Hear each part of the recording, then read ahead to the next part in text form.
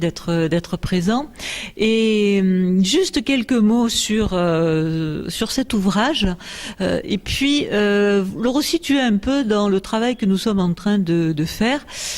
Donc Emmanuel et moi avons créé il y a 3 ans maintenant un pôle développement durable et territoire méditerranéen, avec ce constat que les chercheurs avaient tendance de fonctionner de façon un peu trop isolée, et en oubliant aussi les gens qui étaient sur le terrain. Et dans l'idée de travailler sur les questions de développement durable, on s'est dit, on ne peut plus faire tout seul, ne plus être entre soi.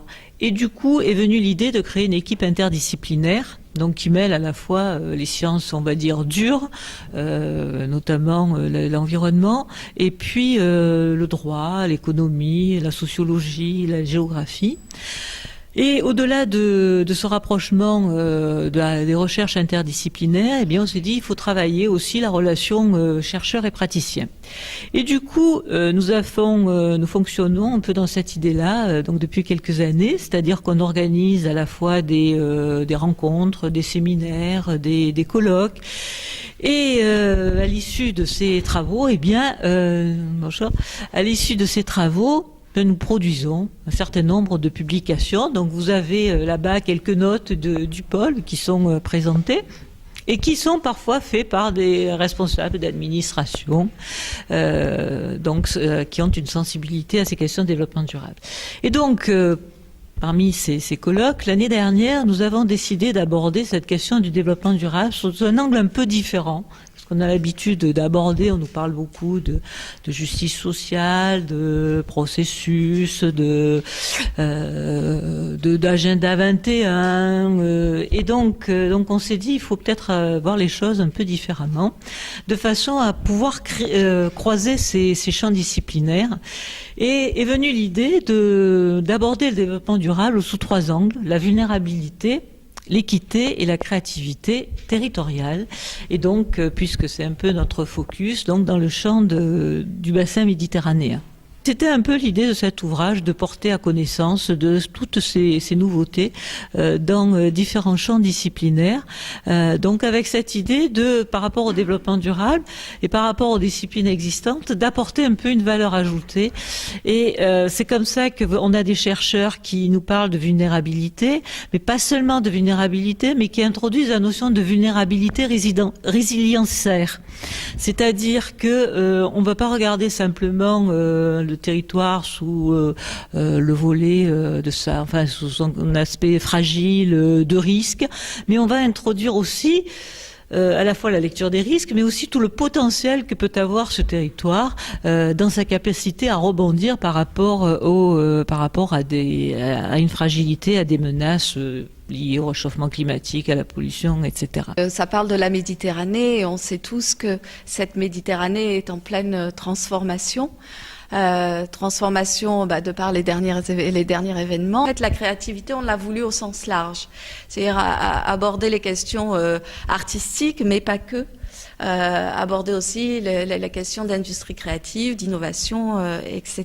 Donc, l'idée, finalement, le but ultime, c'est de promouvoir peut-être une Méditerranée vivante et créative, et faire un pied de nez aux tendances immobilisantes, et puis faire de cet espace méditerranéen, réfléchir à un espace méditerranéen qui serait un territoire singulier en matière de développement durable. Voilà. Donc on espère que tous ces apports scientifiques, ces expertises y contribueront. On a travaillé il y a quelques années sur les indicateurs du développement durable, qui a déjà été un bel ouvrage. On a travaillé sur cette question-là il y a plus de 6 ans, à l'époque où il n'y avait pas encore de mesures territoriales du développement durable, ce qui est aujourd'hui un véritable critère d'évaluation du fonctionnement des agglomérations et des métropoles.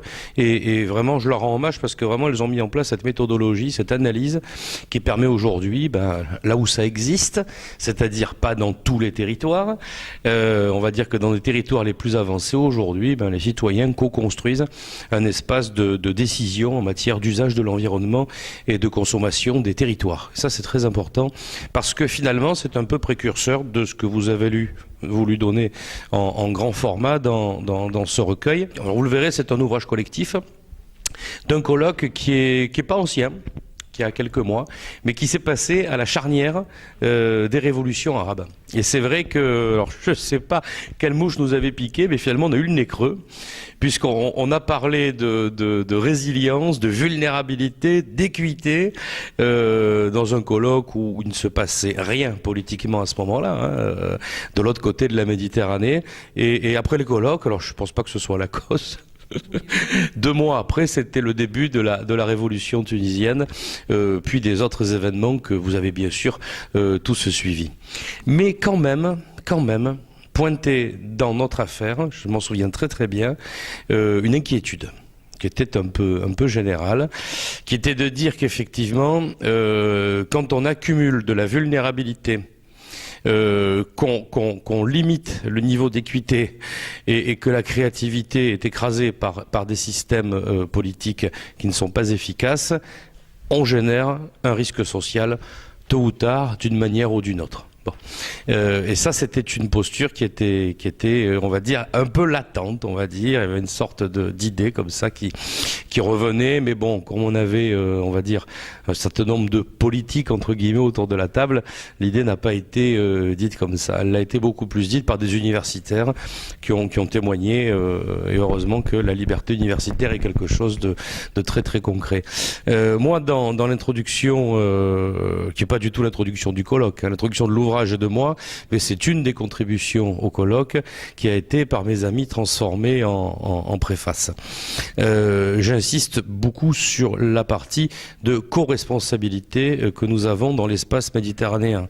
C'est-à-dire que la teneur de mon petit propos et de dire simplement que soit on est un espace de vie commune, bonsoir Emmanuel, soit on est un espace de vie commune avec des règles non pas communes, mais qu'on va vers la recherche d'une limitation de l'asymétrie, c'est-à-dire de la différence puissante et violente des systèmes économiques, soit on ne réduit pas l'asymétrie du nord et du sud de la Méditerranée, on va vers un accroissement des écarts et on va vers un renforcement de la vulnérabilité. Et à partir de là, il ne peut pas y avoir de résilience, c'est-à-dire qu'il ne peut pas y avoir de transformation positive qui vous amène à enterrer définitivement, on va dire, les problèmes du passé, quels qu'ils soient. Ça, c'est la première idée. La deuxième idée, c'est de se projeter en 2050. En 2050, c'est très très loin, c'est dans une quarantaine d'années, puis c'est très près. Qu'est-ce qui va se passer? Il va se passer que nos sociétés ici se seront très fortement transformées, leur climat d'ailleurs aura changé. La vieillesse de nos territoires sera une réalité sociale, on va dire, absolument incontournable. Et de l'autre côté de la Méditerranée, vous aurez à peine la fin des processus de transition démographique. Soit on réfléchit à ça aujourd'hui, soit on n'y réfléchit pas. Soit on y réfléchit, soit on n'y réfléchit pas. Moi, je prends évidemment, dans ce document qui a plutôt un caractère universitaire, je ne prends pas de posture évidemment politique dans cette affaire. La seule chose que je dis, c'est soit on se prépare à vivre un espace dans lequel on transfère des compétences, on génère de la valeur, on crée de l'échange, on crée de la dynamique.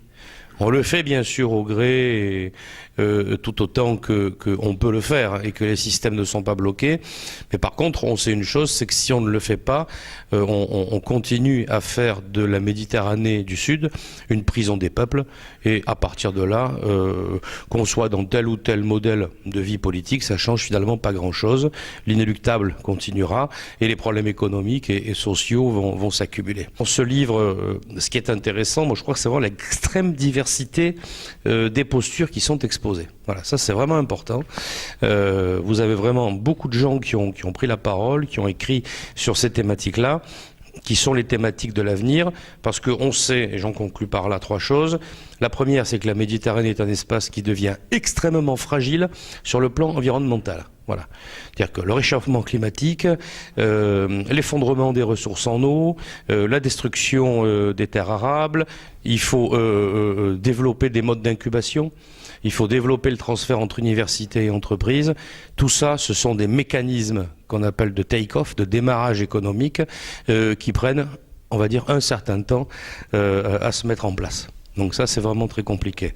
Et enfin, l'équité. L'équité, c'est pas forcément la justice. L'équité, c'est pas forcément un concept politique. L'équité, ça renvoie à une dimension qui est probablement humaniste, mais je reste vraiment sur ce que disait Emmanuel tout à l'heure. C'est une des dimensions du développement durable. C'est-à-dire que les trop forts écarts entre territoires finissent par tuer tous les territoires. Parce que ça vous crée des polarités, parce que ça vous crée des systèmes d'enrichissement des uns et d'appauvrissement extrêmement violents des autres. Ça crée des distorsions qui sont innombrables, et ça vous crée des usures telles qu'elle vous disait. On transforme des pays entiers en poubelle de l'Europe aujourd'hui. Bon, ça, ce sont des asymétries et des distorsions sur lesquelles aujourd'hui on est très gêné, parce que c'est vrai que quelque part nos systèmes économiques en profitent. Et donc à partir de là, toute lucidité sur ces questions consiste à une remise en cause de nos systèmes économiques, politiques et sociaux ici. Voilà un peu ce que je voulais vous dire. C'est les pistes que j'ai très largement balayées dans cette introduction. Mais vraiment, moi, j'insiste beaucoup sur le très beau travail du pôle méditerranéen de Yvette et d'Emmanuel. C'est un travail qui venait depuis maintenant de longues années. Qui vraiment sédimente, on peut le dire, de l'expertise.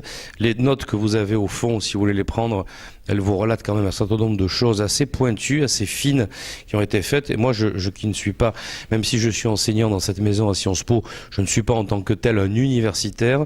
Je suis très fier de prêter ma plume de temps à autre, plus en tant que membre de la société civile, puisque je signe cette préface en tant que président pour la région PACA de la banque, du crédit coopératif, que vous connaissez peut-être, et donc de montrer que on n'est pas dans une ambiance universitaire tranchée, fermée. On est au contraire dans des mondes qui sont ouverts et qui collaborent très très volontiers, d'autant plus que le Crédit Coopératif vient de mettre en place le fonds COPMED à hauteur de 25 millions d'euros pour financer l'économie solidaire en Méditerranée. Voilà, fonds qui sera lancé au mois de mars prochain à Tunis, où je serai présent bien sûr pour ce lancement. Voilà, donc tout ça, vous voyez, se recoupe et on met maintenant en place des outils derrière très concrets qui vont fonctionner. Voilà, merci de votre attention.